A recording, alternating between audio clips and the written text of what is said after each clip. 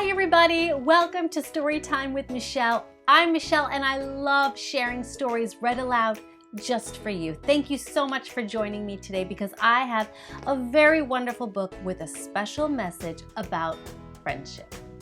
It's called Dorothy, a different kind of friend.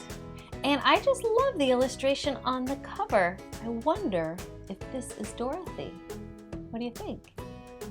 Let's read together and find out. Dorothy, a different kind of friend, by Roberto Aliaga and illustrated by Mar Blanco. Dorothy is my best friend.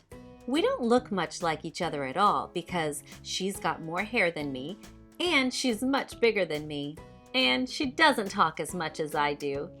But we have a great time when we're together. Nearly every morning we meet up to go swimming in the river. Dorothy floats on her back and we drift downstream with the current for hours.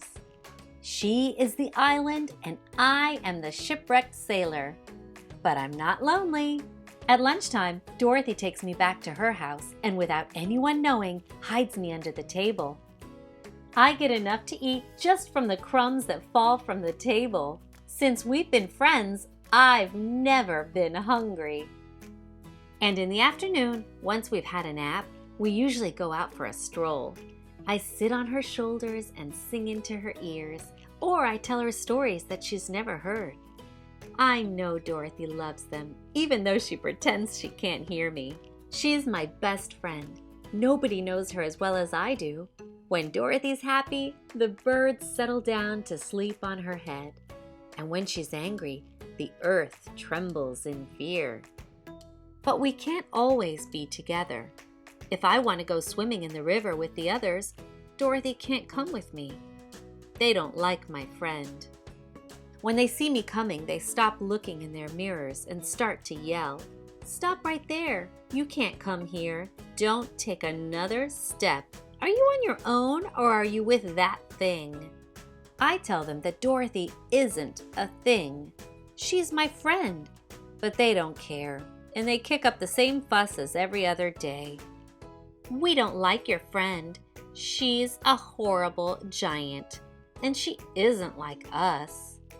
Of course, so I don't get angry with them, and to stop them from saying horrid things about my friend, I have to tell them, don't worry, I came on my own. Dorothy doesn't know where I am. They look around in a funny kind of way, as if they think I'm tricking them. But after a while, they go back to where they were sitting and carry on with what they were doing. They've already forgotten about Dorothy. They don't have very good memories because their heads are too full of princess stuff. I sit down by the pool and splash my feet in the water. Normally, I don't do anything much. Well, I do. I usually think about Dorothy. Until the trees around us start to shake, a shadow covers the sun, and Dorothy suddenly appears. She doesn't do it on purpose, but she flops into the pool like a boulder and covers everyone in mud.